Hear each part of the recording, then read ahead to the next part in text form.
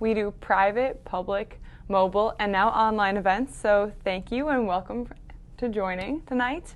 So today we just have two rules for our paintings. The first one is to have fun, which I have no doubt you guys will do. And the second is no negativity. That one can be a little bit trickier because our paintings don't always turn out like the example, but that's okay. We don't want them to look identical. And tonight's painting is a very flowy piece that isn't super realistic, so we're just going to have a lot of fun with this one. So have fun and no negativity, and we'll have no problems. Tonight we'll be using acrylic paints, and acrylic paint dries very quickly. If you're not familiar with it, then I'm going to give you a little briefing on that. So your paint will dry very fast on your palette and on your brushes. So we recommend that you keep your brushes in your cup of water when you're not painting so that they don't get dry and crusty. We don't want to ruin them.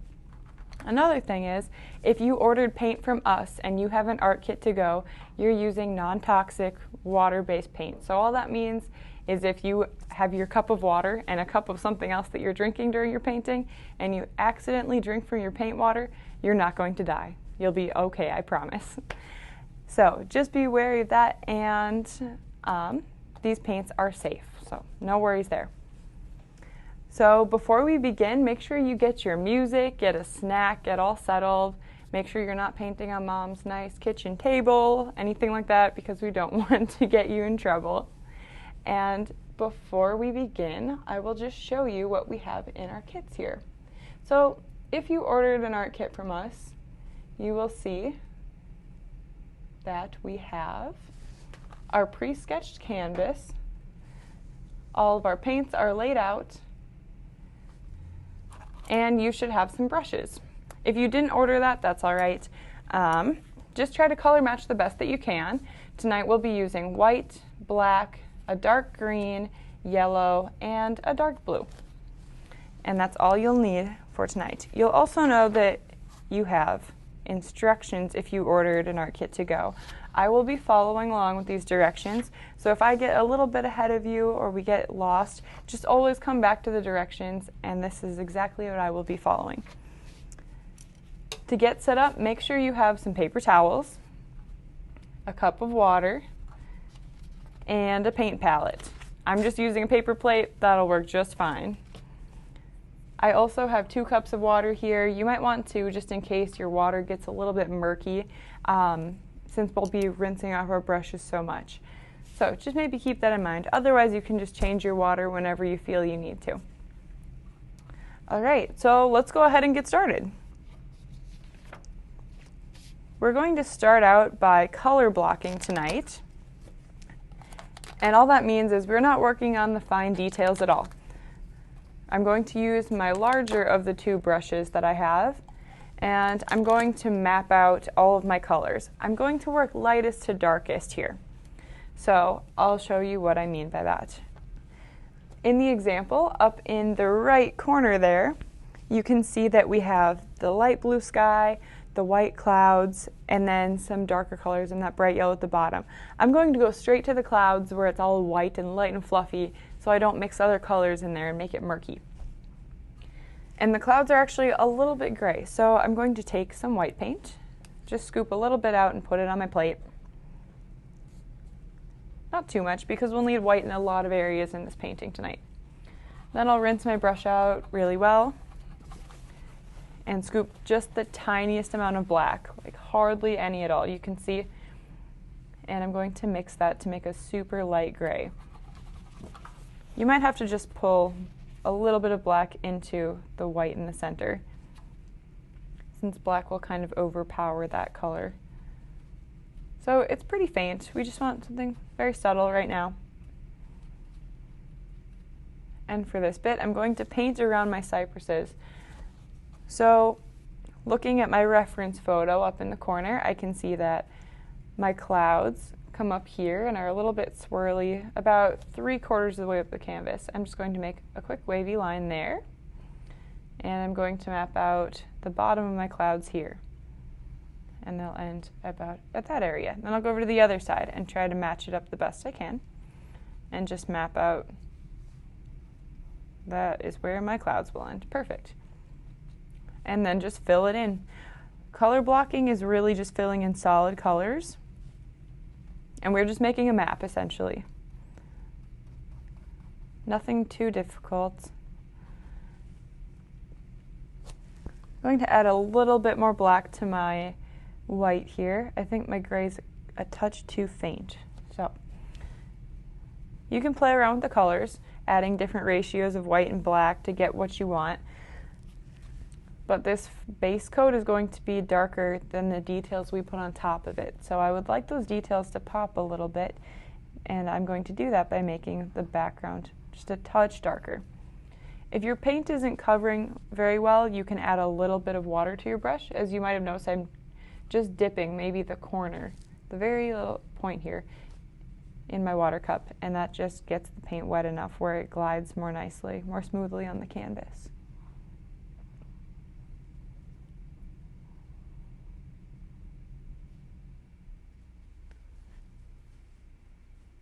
And if you guys have any questions tonight, you can definitely throw some question in the comments, and I will get back to you as soon as I see it.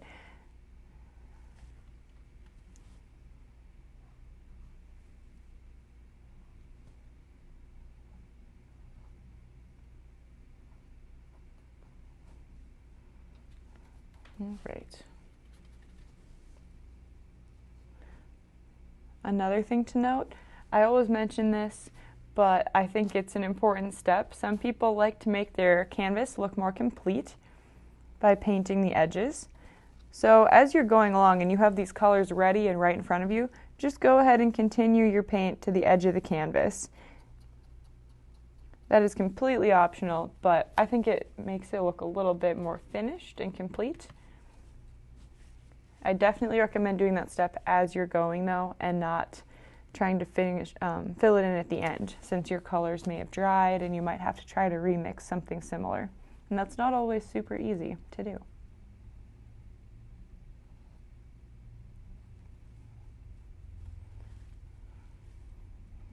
Okay, so I have my clouds mapped out. I'll just clean my brush off here.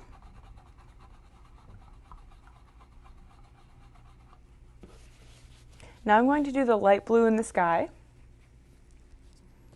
So I'll take some white, putting that in a different area on my paint palette, and just a touch of blue. Hardly any of this blue will make it the right color.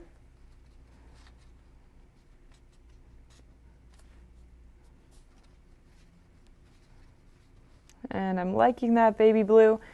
So make sure you make enough that it will cover the canvas. You probably saw me mixing over here. I ran out of the gray, so I'm going to mix a little more this time so it covers everything that I need to. Just going to come in careful not to cover all my cypress outline here. But if you do end up covering the lines a little bit, don't worry about that. You can always come back in with acrylic paint and paint over whatever you already have, as long as it's dry. So you can come back in and tweak the details later. Just ever so carefully go along the edge of my clouds here.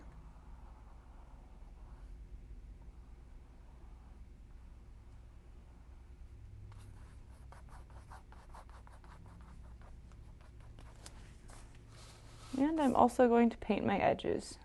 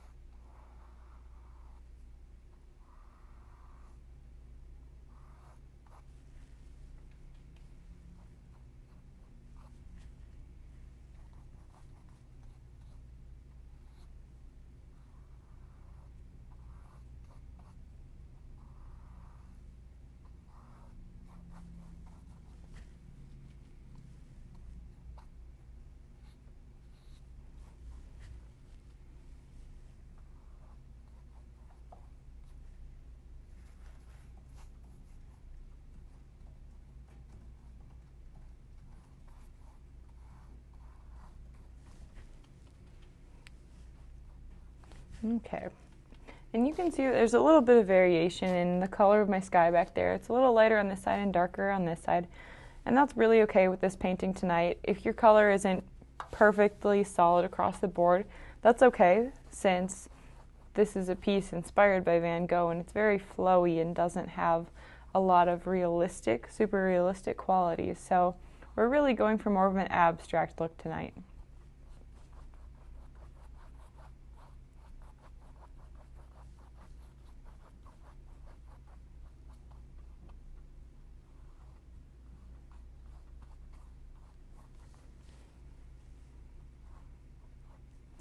Okay, my sky is filled in. I'm going to rinse my brush off really well.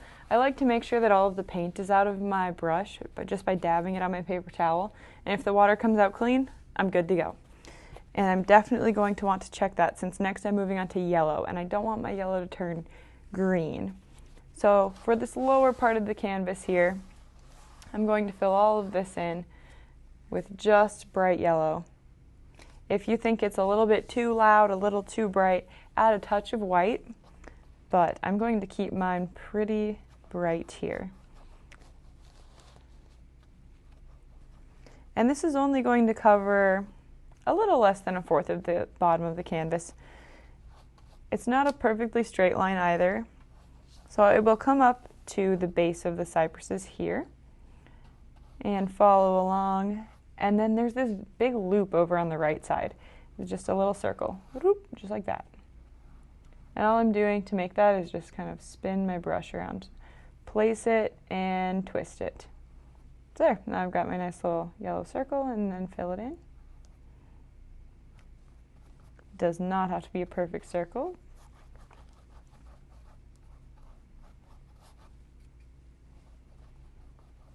You can be pretty generous with your paint tonight. This is a very thick looking painting. We don't have to wait for each step to dry before moving on to the next. And it's all right if it gets blended together a little bit as we go on. So it is all right to add a pretty generous amount. Don't overdo it, and don't use all of one color, since you don't want to run out halfway through the painting, but it's all right to be a little bit more generous with this one and leave some thicker brush strokes. Again, I'm just finishing my edges here. They're easy to forget.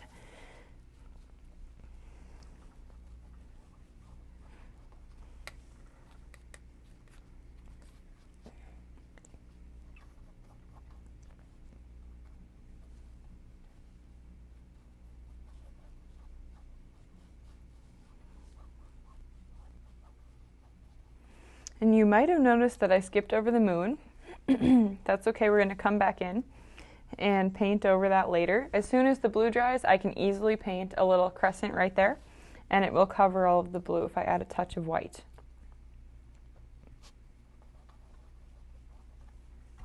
So we'll give that a few minutes, and then I'll add it in while we're color blocking. Okay, again, just clean my brush off very well. Now I'll do the blue mountains in the background. So for that, I'm going to mix blue and a little less white. Same as the sky, just a different ratio of colors.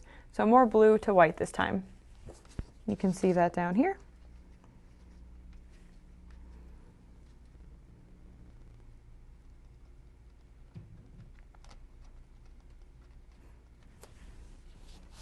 I'm going to make the bottom edge pretty flat, and then it's going to get more wavy the higher up I go. So I'll just make it jut up a little bit into the gray there, and a little bit more over here, just to show some distant mountains.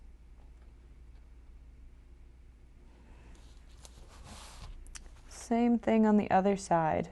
I'm going to make these ones a little bit more dramatic though, and they're going to come up to the right at a slightly more defined angle.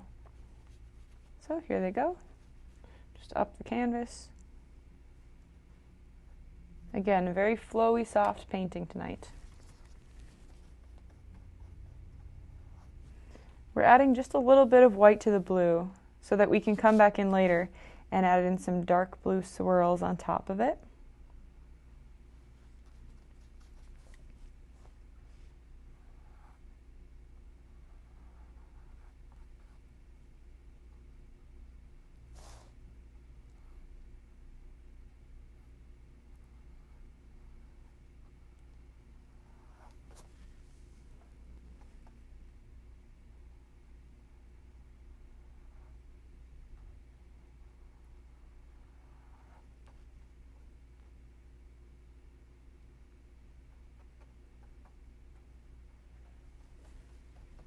Okay, on to the final step of my color blocking. Now I'm going to go over the cypresses just with green, only green. They're very simple steps. It's really like a coloring page. Okay, so now I'll come in here, scoop some of this.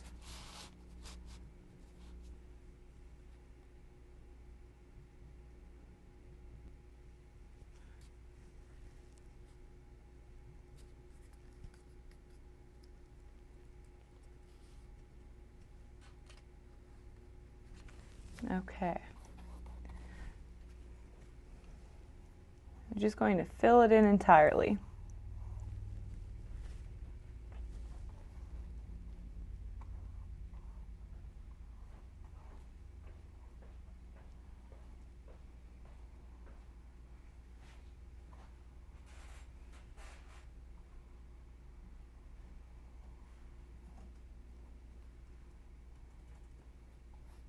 It's okay if your green overlaps your other colors a little bit. We don't want to leave any white space. After this step, we shouldn't have any white space left on our canvas.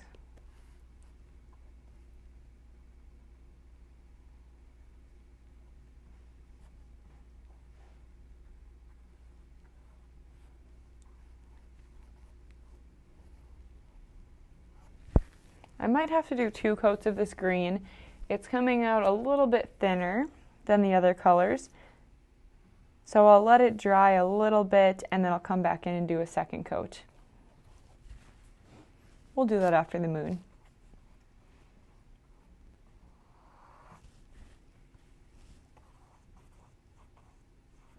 Again, I'm going to carry this over the edge.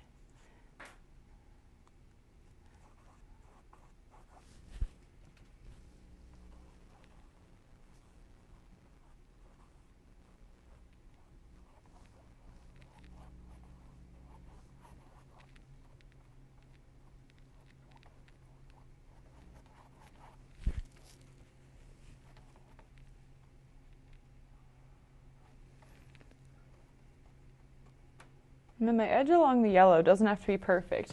It's actually better if it's a little bit wavy, since it looks like the yellow is grass that's kind of coming up around the cypresses. So I'm actually going to make it a little bit of an imperfect line. Might jut down in some areas and then come back up in others a little bit higher. Just like that. And I'm just overlapping the yellow slightly. And when we add in the small details, it'll look like they flow together a bit better.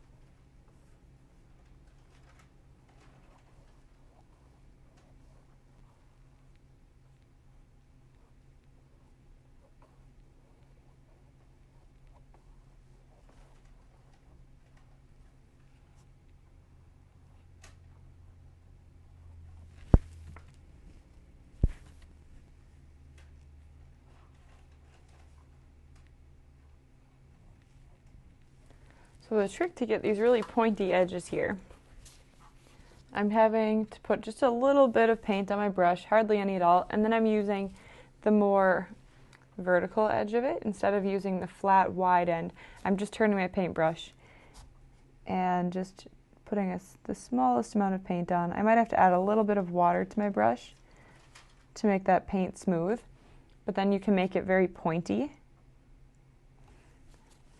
and add that sharp edge to it.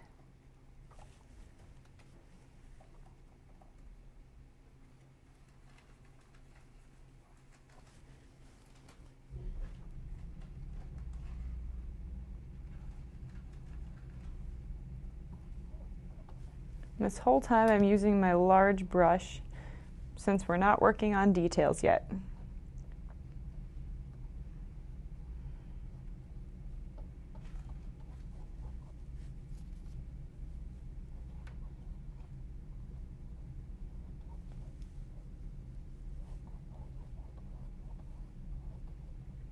Okay, now I'm going to leave my cypresses. I think the paint's a little thin, so I'll come back in and make that darker. But until that's dry, I'm going to work on the moon. So for this step, your sky has to be completely dry or your moon's going to turn green. And if you want a green moon, that's fine. But I want mine to be yellow. So I'm going to make sure this is dry. Perfect. And I'll just take a little bit of yellow and some white. If you don't add white, the yellow becomes a little bit too transparent and doesn't cover the blue well. So I recommend adding a little white at this step. And now I'll just make my crescent with my very small brush, or the smallest of the brushes that I have. I'll start at one edge here and just make a rainbow shape. Slightly off-kilter rainbow, but you get the idea. I can already see that mine needs a little bit more white because I can see a lot of the blue through it.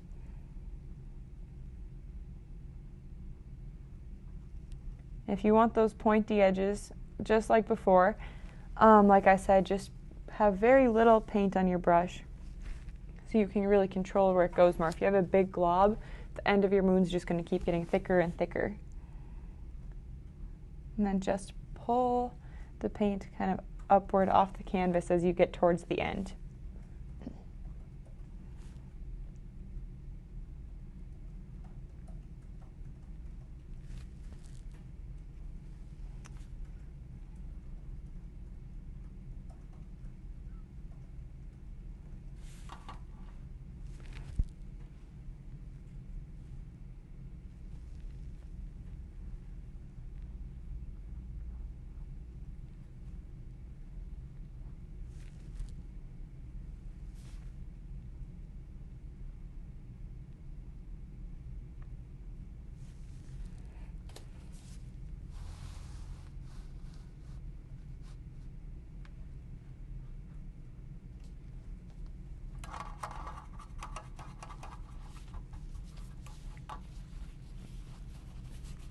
Okay, I'll just come back in now with my green. My paint is drying enough where I think I can come in with a second coat on my cypresses. Can get away with making it a little bit thicker. Just taking pure green again, just doing the same thing. This coat will be a little bit thicker too.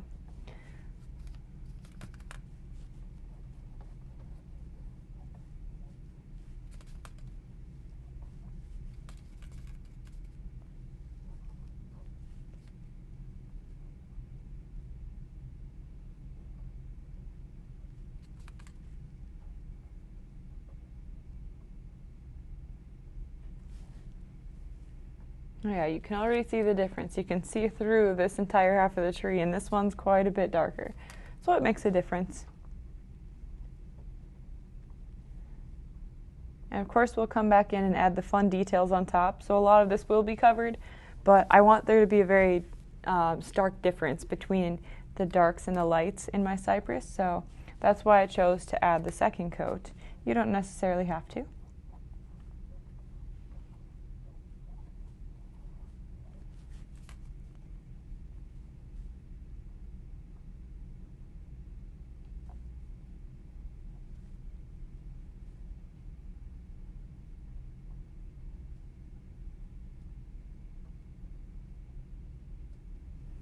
Okay, so there we have all of the color blocking done. It kind of looks like we have something out of a very basic children's book, like coloring book. Time to make it come to life. So, this painting is all about making movement. It's kind of a flowy painting, like I mentioned before. It almost looks like all of the different parts are moving, even though they're still. So, I'm going to start by adding all these little swirls to the sky, and that'll really make it pop and look like there's motion back there and some fluidity. So since my sky is a very light blue, all I'm going to do is take some white with my very small brush here, my smallest brush, and I'm going to make little squiggles. Before you get started and jump into this step, I would kind of look at your canvas and just map out mentally where you want your swirls to go, not your squirrels. We don't have any squirrels today. And we're going to try to map out your swirls and see where you want them to head. So over by my moon, I kind of want them to curl up here. So I'm just going to keep that in mind, and then maybe I want the direction to shift a little bit into more of a half circle this way, and then shorter ones back here. So that's kind of what I would like my swirls to look like.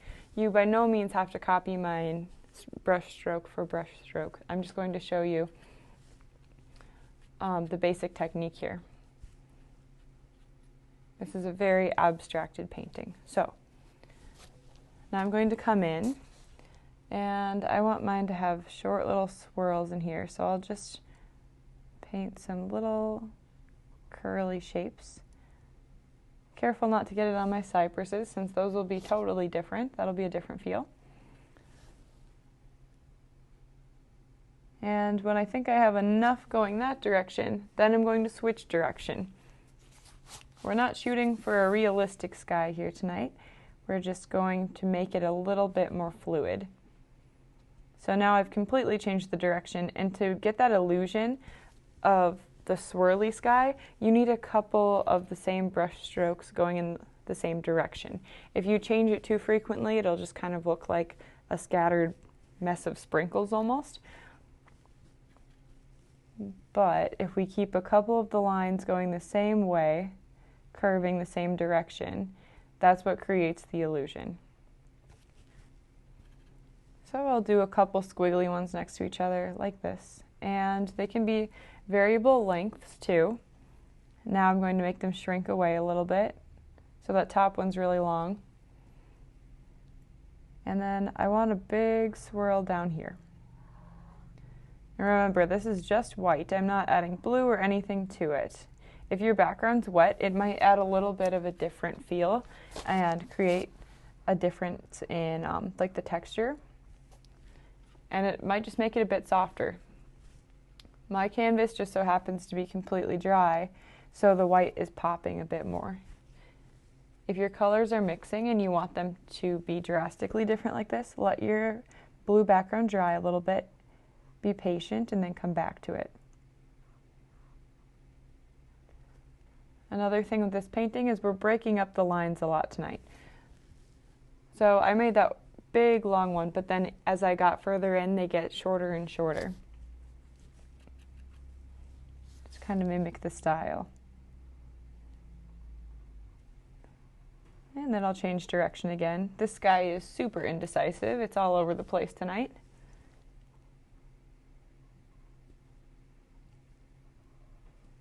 It almost looks like you're making the wind visible.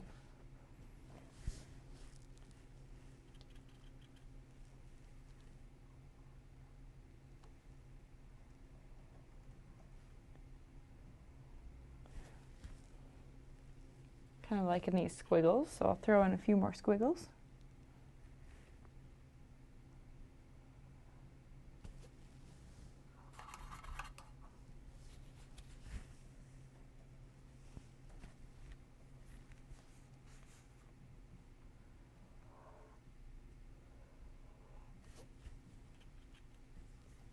I like to rest my hand on the table next to my canvas. Just more stability, otherwise my squiggles get a little out of control.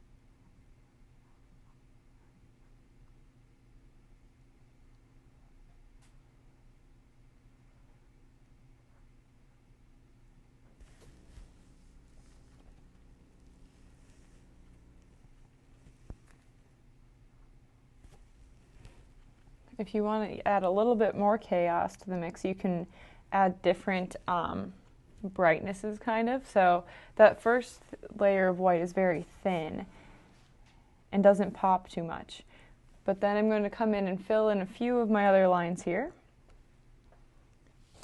and make them just a little bit brighter. Now there's a little bit of contrast and there's some more depth in my sky.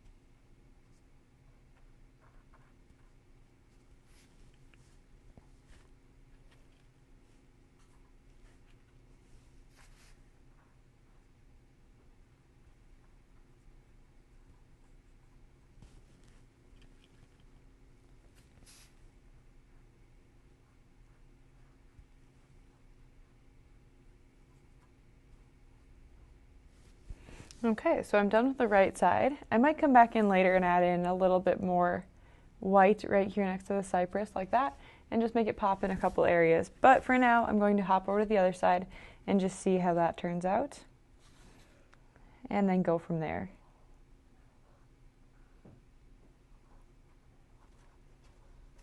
You kind of get into a rhythm too, and this starts to become just like a pattern that you repeat over and over, just going different directions. So you'll get quicker and quicker as you go.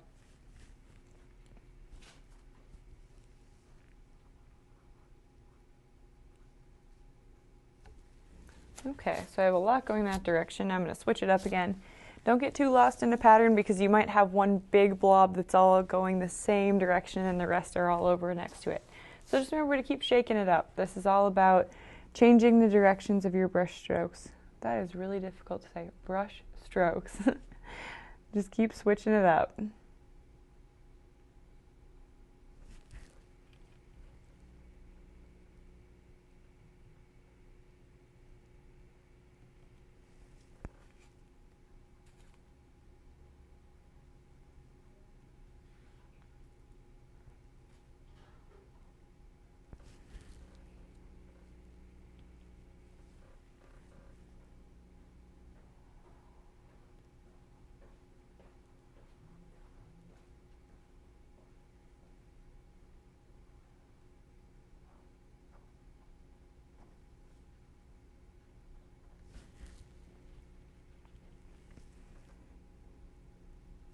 I like to map out the big swirls like you're seeing here and then fill in the spaces in between. That's just personal preference. You can work your way down the canvas or across it, however you like, but I like to map out the bigger areas that are going to draw in your eye first.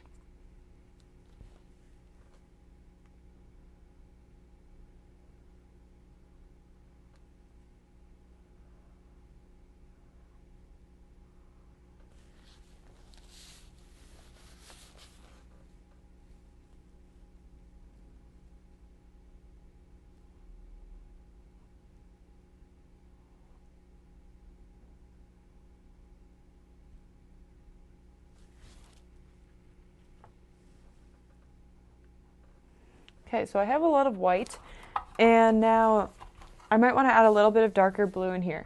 So I only have two tones really, and to make it pop a bit more, I'm going to take some blue plus white, and this time I'm going to make the blue a little bit darker than that existing color that we have in the background. I'm just going to hold it up to my canvas and see, maybe it's a little too dark, so I'll add some more white. And I'm just going to frame a couple of the shapes that I've made.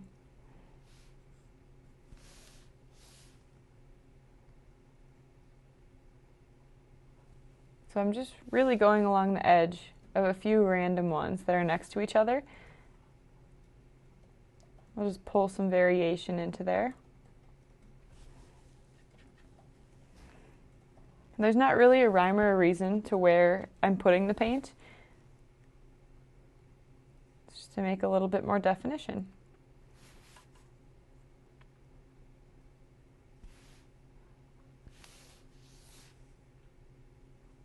That already adds a lot more movement. It makes it look like it's popping off the canvas. Just kind of jumping.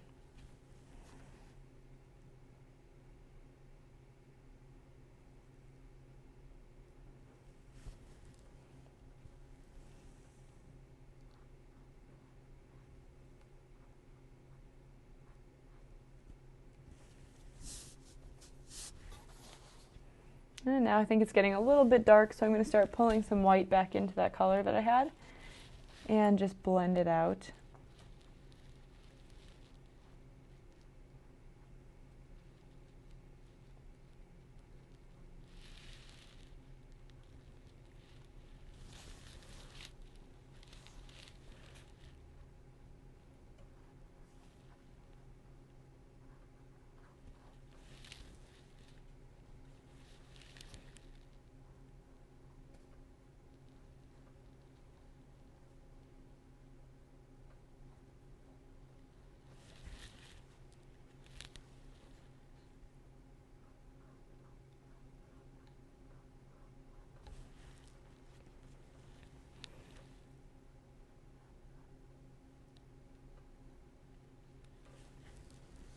If you notice, I'm kind of adding these dark blue lines in little clusters. So I'm keeping them pretty close to each other, just in like little pods. So there's some in here, here, here, and then lighter on the moon.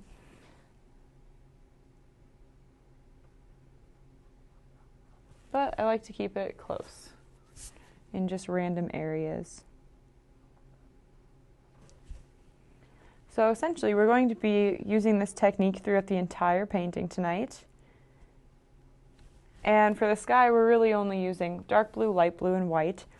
But for the rest of the painting, we'll be adding in some other fun colors.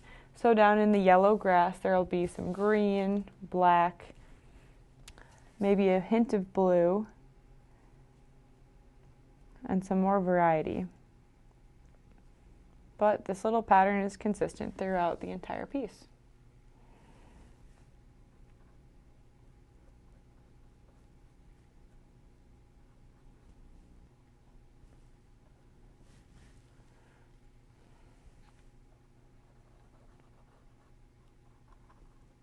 Okay, so I'm happy with my sky. I've got some light blues peeking through, some dark blues, and then a lot of the white popping out. And then from here, I'm going to move on to my clouds. I'm just going to work my way down the canvas through these background layers, and then we're going to end on the cypress. So if you're not done with your sky, no rush, just keep painting along. You already have the technique down, you're mastering it, so you're just going to translate that skill to the next block. All I'm going to show now is the next color. So since we have this light gray background, I'm going to take white plus like a little tiny bit of black. So I'm going to make a gray that's just slightly lighter than what I already have. It's mostly white. And I'm going to make my clouds a lot more puffy looking by adding more circular lines and squiggles. So my sky was very random, and now my clouds will be a bit more controlled, a lot of loops and circles and rainbow shapes. And pretty bright.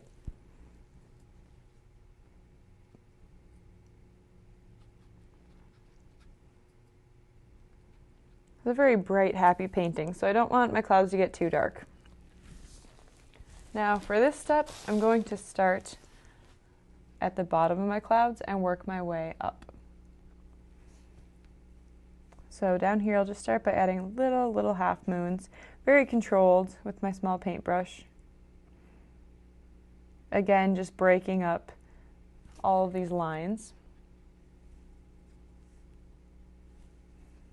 You want to make sure you can see all these lines. So if you find that that light gray that you mixed isn't making these colors pop enough, just use white.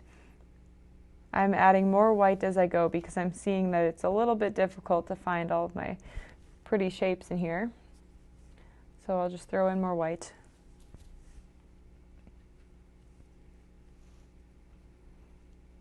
And then I'll come in and make another half circle just to the side of it, or that dome shape. We're just going to keep working our way up. So by the top, what I'm trying to get here is this really flowy, like curved feel. And then by the top, I'll have like full circle swirls up in this area here. But for now, we're just building, laying the groundwork, laying the framework.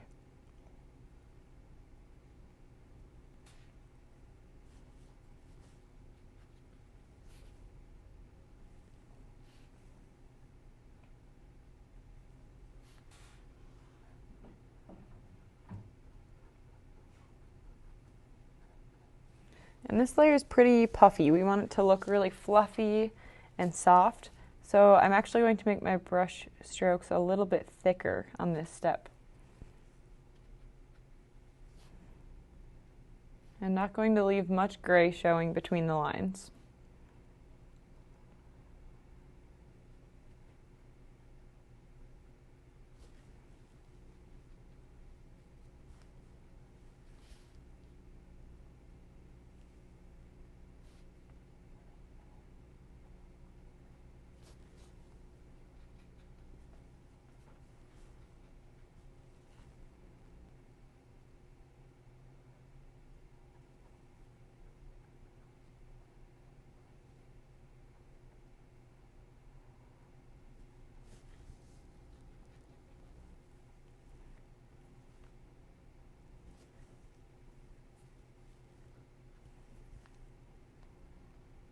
So as you can see, the higher up I'm getting, the more rounded it's becoming. The edges are coming in a little bit toward the bottom of the circle.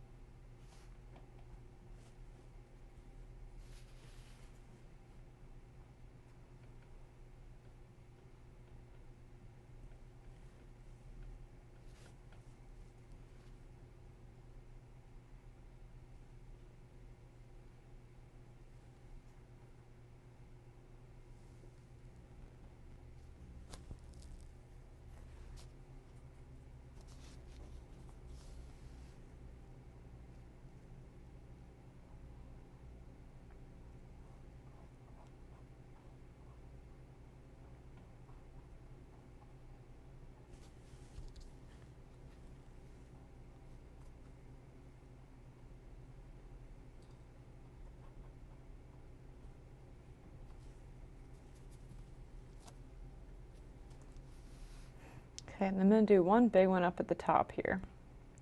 I'll leave a little bit of gray along the edge so it doesn't get too lost in the sky. And there'll be one big half dome. Pulls it all together.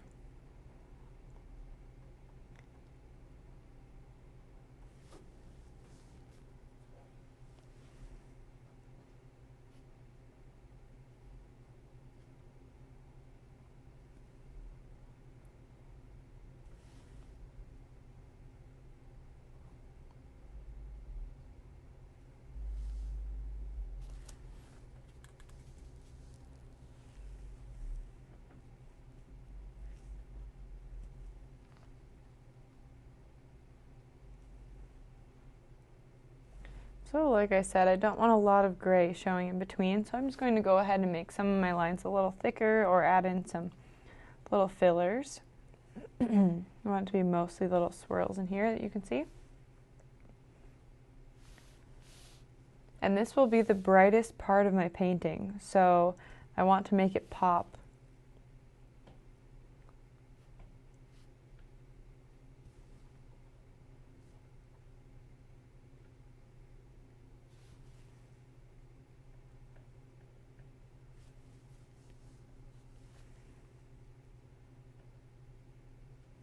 Remember, you can always come back in and touch these spots up. If your paint is getting thick, you have a lot of paint on one space, but it's not covering the color below very well, just let it dry and then come back to it and add another layer. That's what I'm doing here. So most of these lines that got kind of thin are already drying. And now I'm just coming back in, adding one more little coat.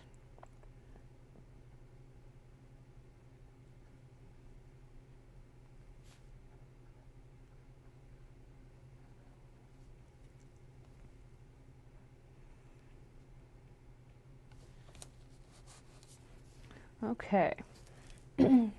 Happy with my chaotic clouds on this side, so we'll go match them on the other side.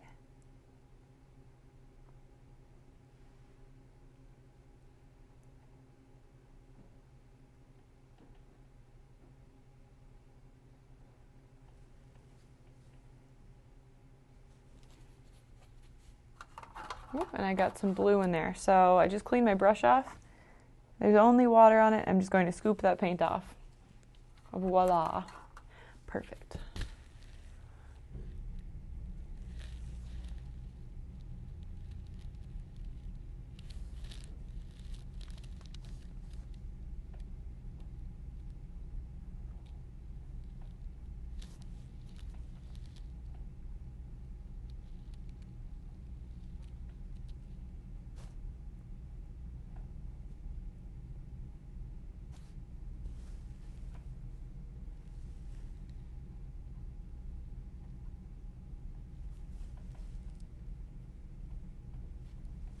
Okay, so I've got my clouds.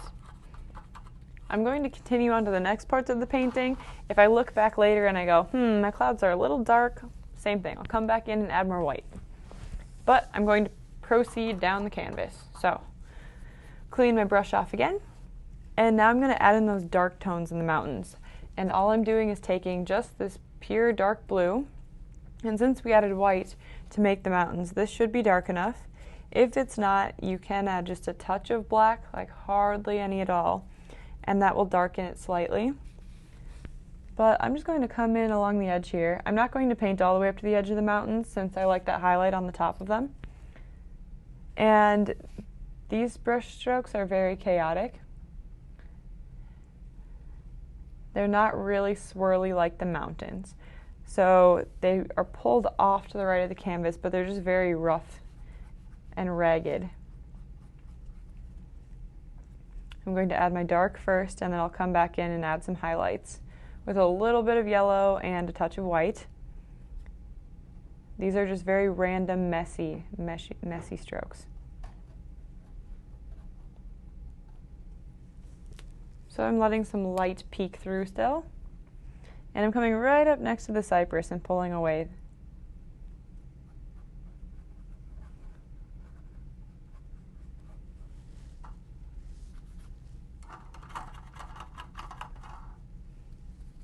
So those are kind of the background mountains. And then if you look up closely at the example up here, you can see that there are a couple lighter mountaintops just in front.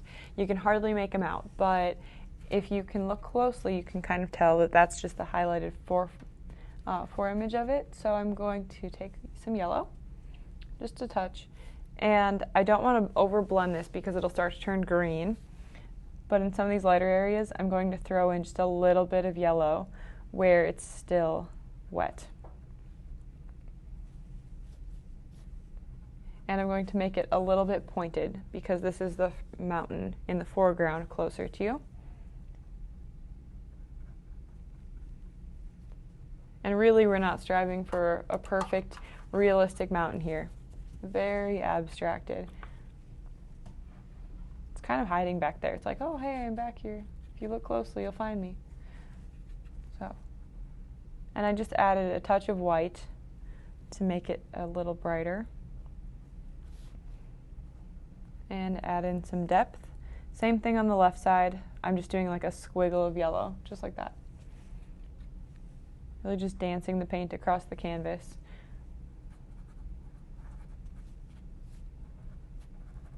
Okay. That was yellow. Now I'll just come in with some white. I don't want a lot on my brush. Like you can see, ooh, that's a loud color, that's bright. I put a little too much on there. So I'll wash my brush off, and I just want to scoop off some of the white. Just put some very light strokes.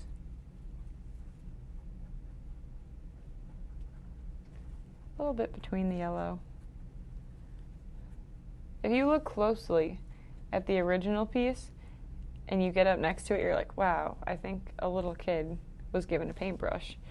But if you back up, you're like, oh, these are mountains. So that's really what we're trying to do here. Is it looks like a huge mess when you're up close to it. This just looks like scribbles. But then when you put the painting far away, you can start to see it as a highlight of the top of a mountain, and your brain sees it differently. So we're just going to make this very abstract.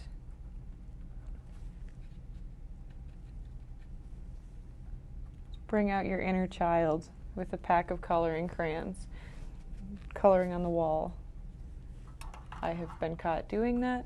I don't recommend it. Okay. Right, use paint. Charlie Foster says Grace is smashing it. Thank you, Charlie.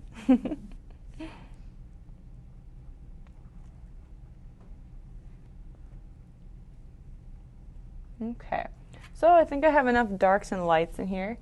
Maybe I'll add a little bit more white to the left side, actually, now that I'm looking at it a second time.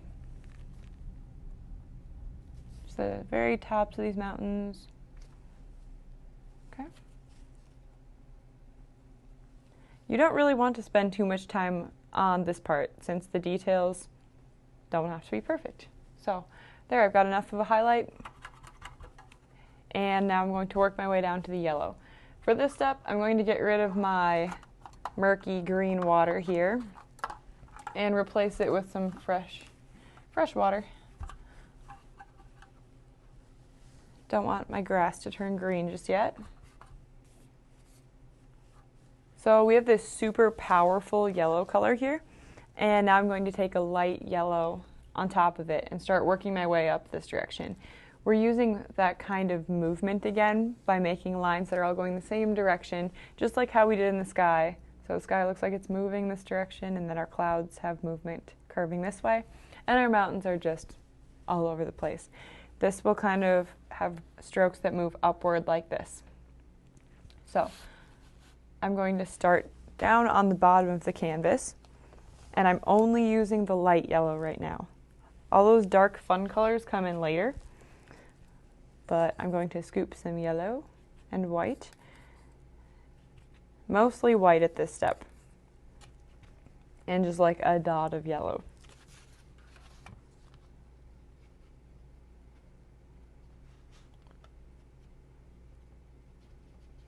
Okay, now I've got that nice color. I'm going to come in here and start from the bottom and just do little short strokes right next to each other. And mine are kind of going to go up the center of the canvas and move left over the cypress.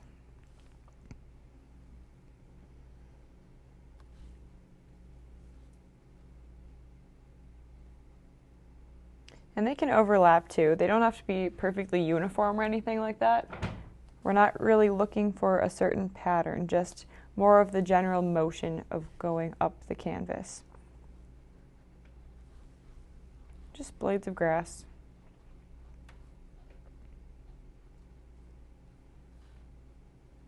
Some are going to be super small, some will be very thick. Just make it variable. And I'm going to actually cover just the bottom edge of my cypress here. Don't want it just floating in the middle, so we'll make it look like it's sitting in the grass.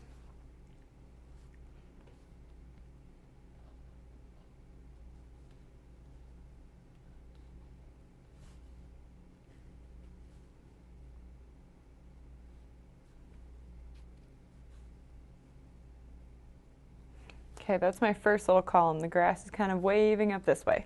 Now I'm going to scoot over here and it's going to wave up this way, the other direction. Same color, nothing has changed yet.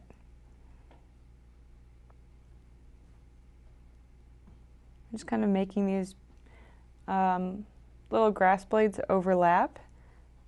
Looks like they're blowing in the wind a little bit. And you can pull it up over the mountain blue. Even if your mountains are wet, just pull a little bit of that white into it and it'll blend nicely. Mine are already dry. Speaking of paint drying, make sure your brushes are in your water cup so all your paint isn't drying to your bristles. And I'm going to come over on the left side. It's starting to move up this way. I've got a nice little flow. And then now my grass is going to kind of curl in like this. So I'm going to start down at the bottom and pull it up toward the middle of my yellow section. This part I'm making really messy. Big, big brush strokes. Just like that. And then I'm going to come up from the top and pull down. And make them meet. Okay. Then I'll fill in a couple intermediate ones just between these two layers. I don't want there to be a really defined line here, so make sure you make them meet and you don't have a lot of yellow space left over or not covered by the lighter branches. And then for this little swirl here, I think it's a hay bale. For the hay bale, we're going to come in and add these little swirls in a circular pattern, just like how we did in the clouds. We'll make it look a little more round in 3D. And I'll add a hint of this light color. I'm going to water it down a lot and just add some light grass right here in the middle. And this is very watered down just to lighten up that really bright background a bit. Throw in some contrast. And I'll do that around some of the white blades of grass that I've already made. So you can see it's just making a little bit of difference. Now I'm going to go back to that soft yellowy white that we were just using and start pulling some colors up toward the cypress this way. Just a couple short ones. At this point I'm really scribbling gently with my brush and I'm just scribbling the paint upward.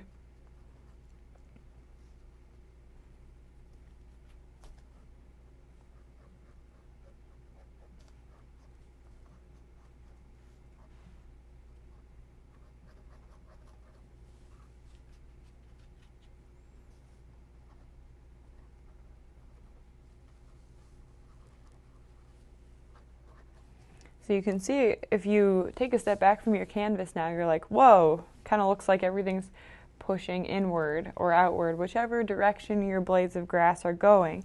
But just those short little lines going in different directions adds that effect. It's kind of cool. And then I'll come up like straight up here. I've got grass going in all kinds of places all over. So now I'll just have it going up toward the top of the canvas. Again, just pushing the paint. These marks don't have to look the same at all. They can be extremely variable. Just push the paint. Make some darker, some lighter.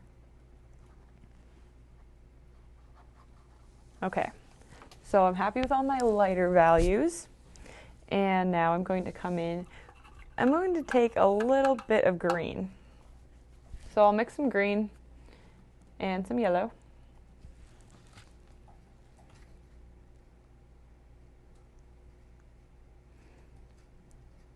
And I'm going to take a touch of white.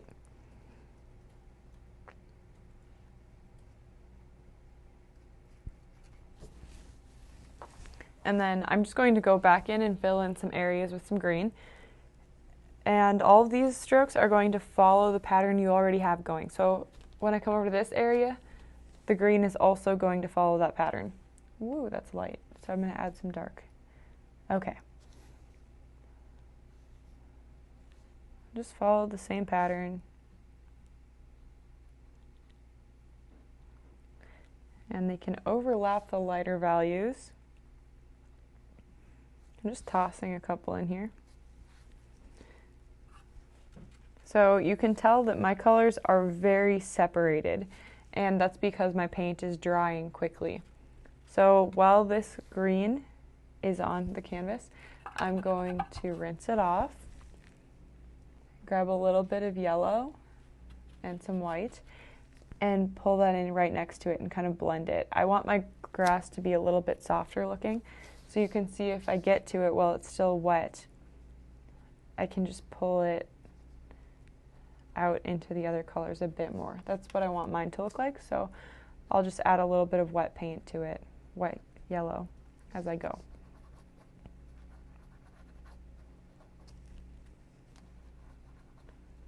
And your colors have to be wet when you do this, otherwise you'll just paint over another color. So now I've made that blend nicely in that section. Now I'm going to come back in with more green. I'll go back to just my green that I mixed earlier, a little bit dark. And then I want it to come up along the edge here. So I'll start way down at the bottom of my canvas. And again, my yellow is already dry, so this is a step that I have to do quickly. I'm really just scribbling in some fine details quickly. I want my green to be a strip right there, and I want a little bit in the middle. You can wet your brush for this, so it kind of prolongs the drying process, and you are giving yourself some more time. I want a little bit more green up in here. You can really scatter it and make it random. Like I said, there's not a rhyme or a reason to all of these colors. Just keep them clustered and going the same direction. So now I'll come back in again with my yellow and pull some up like that.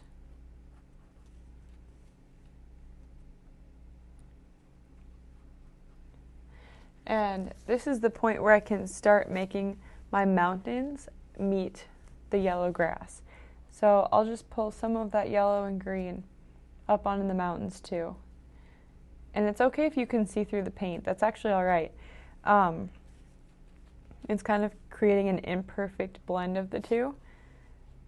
And I'm going to make my hay bale a little messier by adding some yellow just outside it. It almost looks like it has a little glow around it, but that's really just the style of this painting. Just imperfect blending of colors. And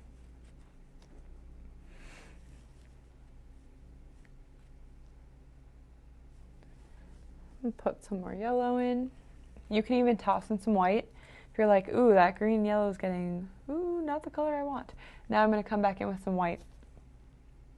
And all of these colors are still wet down in the corner, so that's why they're blending the way they are. Pull some more in.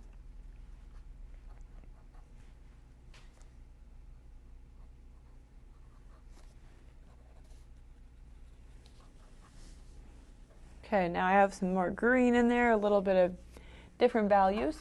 And then I want to push those values even darker. I'm going to take green by itself. Not going to lighten it up this time. I'm actually going to make it a touch darker. Just a dot of black, like this. And mix it with that green. I'm going to take most of the paint off my brush so I can really control how much I'm putting on here. And I'm trying to move quickly since my paint is still wet. And I'm going to come right next to those existing green patches and make some dark ones. They're thin and just kind of wispy, but I'm going to make them close to each other and just below a lot of the light green colors that I already have going on, just to create some shadows in my grass. I'm going to start here and move all the way up to the right side of my canvas, off the canvas, like that. You can keep some light values in between there, absolutely. Let them pop through. So you need those highlights, otherwise you'll have to just come back in and re-highlight everything. So just let those peek through. I'm going to bring this all the way up to the edge by my mountain. And definitely down to the corner of my painting too, making them thinner as I work my way down. Just like that, just make them trail off a little. Again, I'm just scribbling in some varying colors. So really, all I'm doing now for the grass, I'm just bouncing back and forth between yellows, whites, and my 2 green values, just really trying to create some depth. Right now, I'm just going to focus on dark values.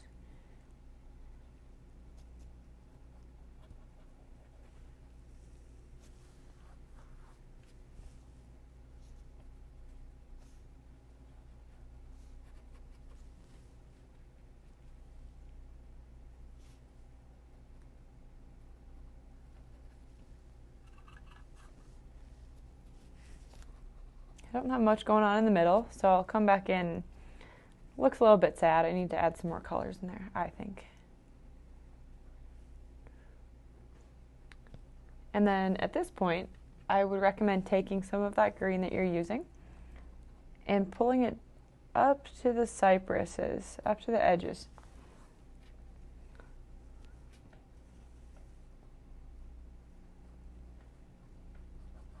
At this point, we really want these colors to start coming together.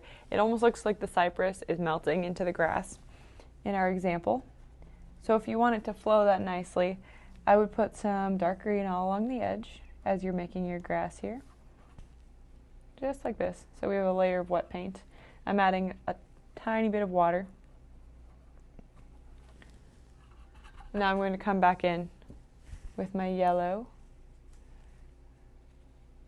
my white, and pull a couple strokes up into that. So you can see it's pulling green down into the yellow and pushing yellow and white up into the cypress, which is what I'm trying to do here. So I want a little bit more of a blended look between the two. I'm going to try to make it variable. So up on this side, I'll have my grass come a little higher. And it is totally fine if the green comes down with it.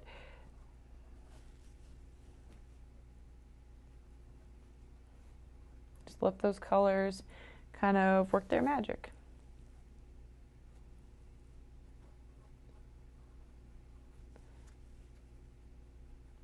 If it's getting too green, add a little bit of white, just white, and then come back in with yellow over the top of it.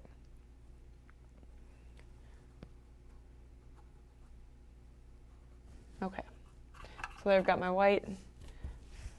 Now I'll just come in with pure yellow and put some really thick strokes on there.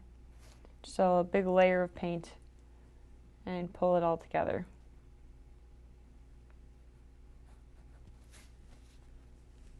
Might just look like we're making a mess when you're up close, and we kind of are. But like I said, when you step back, it'll look like there's a lot of movement. It really looks like the grass is being pulled up toward the cypress.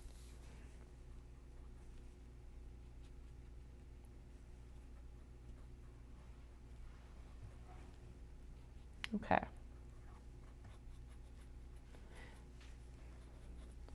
So I'm liking the varying colors in here, and now I'm going to move on to the actual cypresses. So clean my brush off. And this is just a huge mess of light greens, blacks, white, and a little bit of yellow in there. And the goal with this one is to make it look like the trees are waving up this way. Now you don't want to turn into one big blob. I'm going to show you how to separate them. What we're going to do is kind of create a shadow along the edge of this tree here. And that will really keep it separate from the smaller tree on the left. And to do that, we're just going to use black. But for now, we're going to focus on our light colors. I'm going to mix some green and yellow and make a lighter green. And then I'm going to do short little brush strokes, focusing on this big tree first. I kind of want to map out where the edge is. So my canvas is dry here. My finger does not have paint on it, any wet paint on the side. So I'm just going to gently rest my hand here. You can dent canvas very easily. Just a heads up, so don't push too hard if you choose to do this. But just to stabilize, and then I'm going to come down along this edge with my light green that I just made. And you can already see it's defining the edge a bit. I might add a little white so it pops. Okay, just like that. Okay, so now we have a difference between the two trees. You can definitely see that there are two there. That's what we're shooting for first. Now you're just going to focus on one tree at a time, adding all of these little strokes in here wherever you feel you need them. So I'm going to continue up and down the tree just with my light green.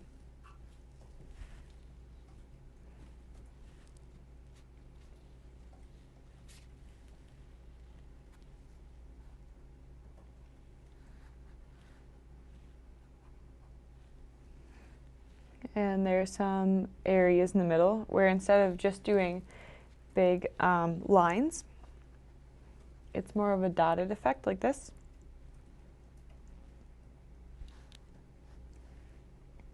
So I'll do that in some areas here.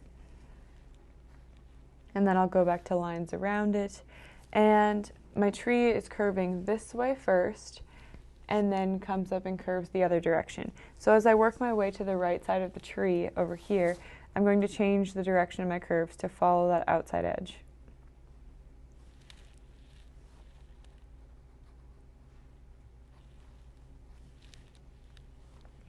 It's just a small little change, but now you can already see that it looks like the tree is coming out like this.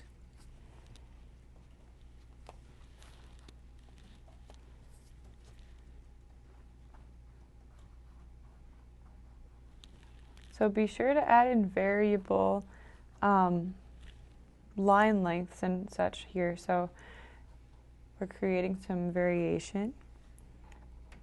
And make the squiggles kind of follow the edge of your tree. So like I said, as I'm out on the right side, they're going to curve this way, making a backward C. And when they're on a side that's bulging out this way, they'll make the letter C this direction.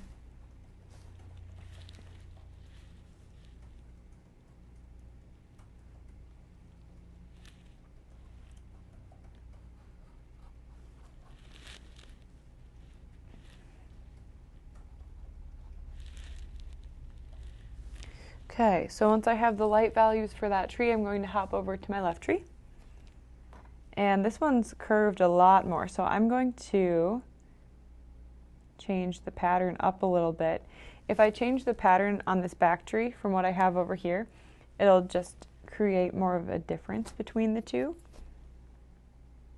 So I'm going to make it curve a different direction right away. And I'm also going to make it a touch darker since it's behind this front tree. And the lines will go right up against it, but they'll be a different direction, and that'll just kind of trick your eye into showing you that they're separate and they're not just one tree.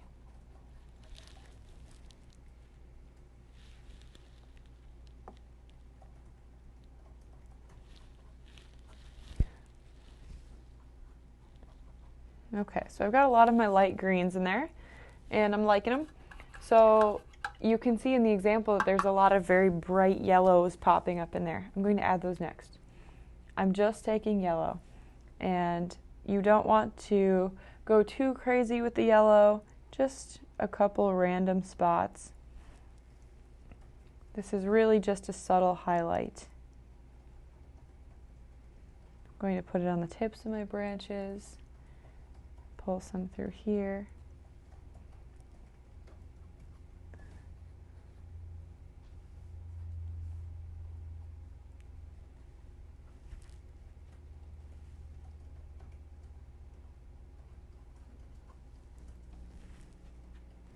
And then now I'm going to add yellow and white.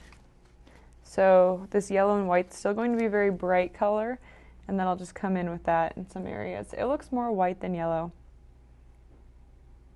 and it's just going to make the two trees pop.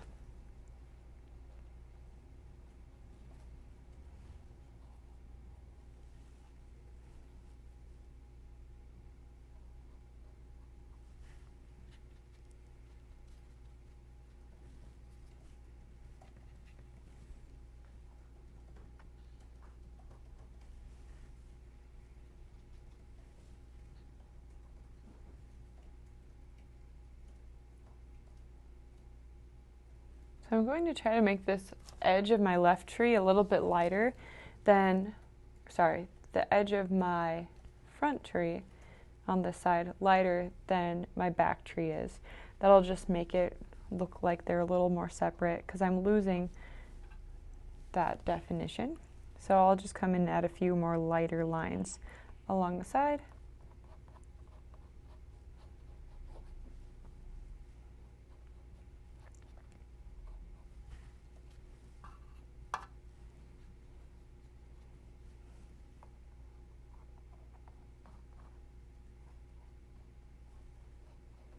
If you want your tree to be more curvy, add more defined letter C's like this. But if you want it to look like it's stretched out a bit more, just stretch out the brush strokes. You can tell up in the example, they're a little bit more crunched than mine. So if you want to add a few more that are kind of a crunched shape, it'll just add more movement to your tree. Right now I'm just coming in with some white highlights, only a few. I'm not going to go too crazy with these, since most of our painting is already bright and we want the tree to be pretty dark relative. Okay. So just keep alternating with your light values here. This step is just to brighten up our trees, to give them a little bit more depth.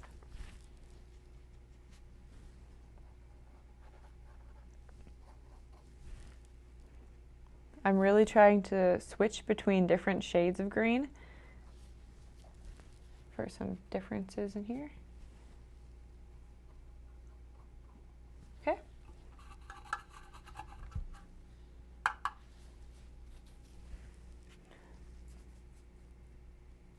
And my tree's a little bit dark, I think, so I'll come in with some white and green and add a few more highlights.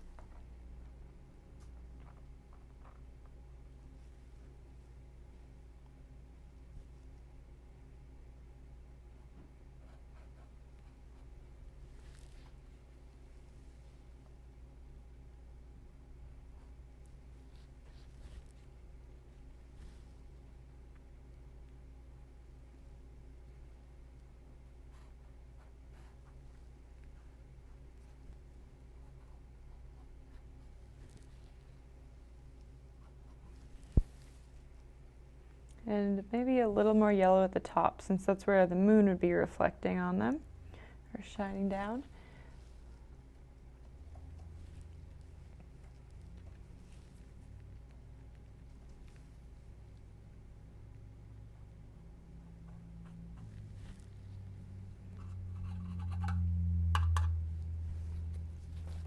Okay, so I have all of my green values that I want. If you look closely, you can see there's a touch of light blue. So I'll just go to my blue over here and add a little bit of white. I want it to be very, very subtle. I don't want a lot of blue in my tree. So I'll just come in and add a few random spots. Just little squiggles. If you want it to be darker, that's all right. Throw in some more blue compared to the white.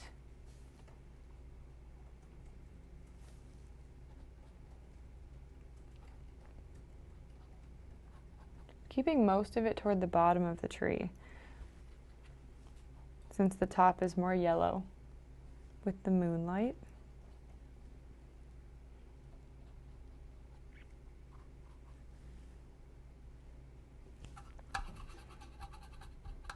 Okay, I'm happy with all my blues.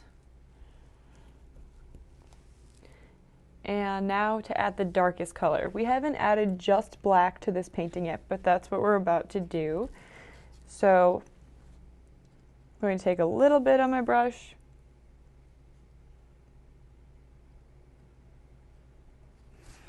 And now I'm going to go along this edge here in the already dark area of my tree.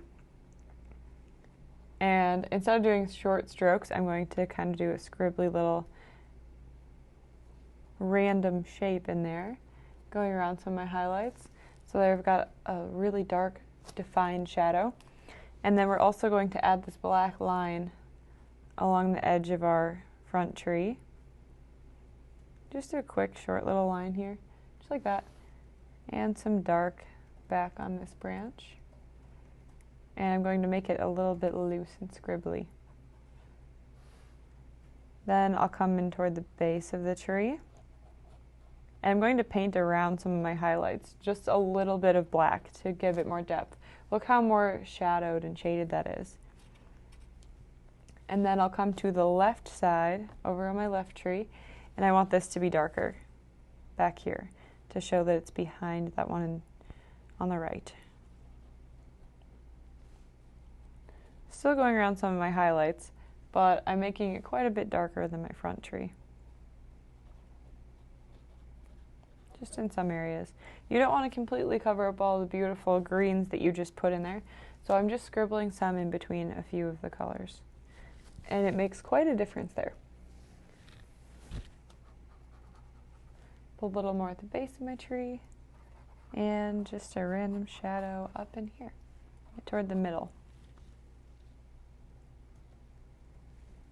Okay, so now that we have all those darker values, I can kind of compare it to the rest of my painting.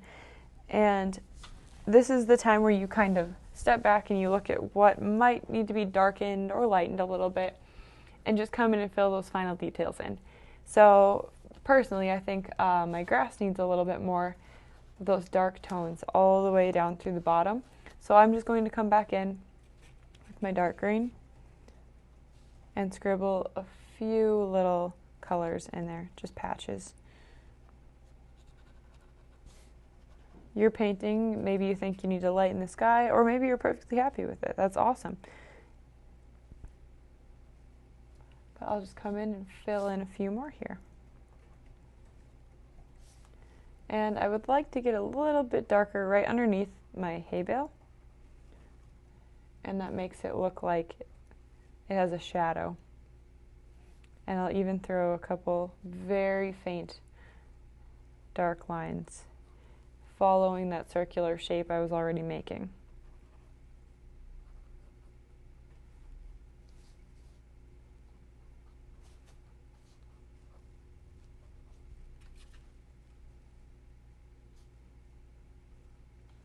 So these are the very final details of your painting. Just touching up what you think needs a little bit of work.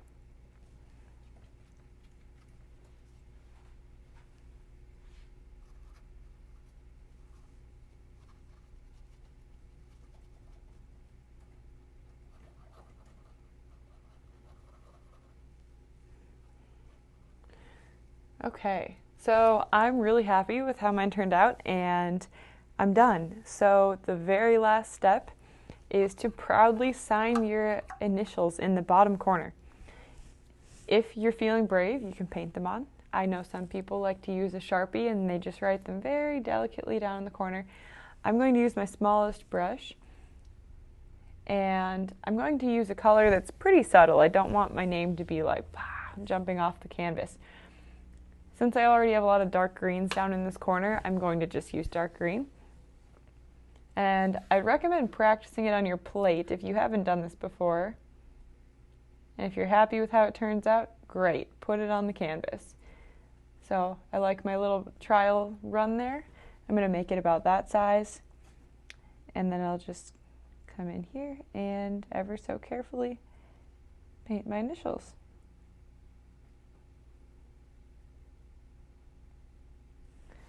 Okay, and look at that, you can hardly see them. You really have to look. But be proud of your artwork, put your name on there, and if you don't want it on the front of your canvas, put it on the back too. Make it your own. So that is all that I have for you guys tonight. Thank you for joining me for Going Live with Grace.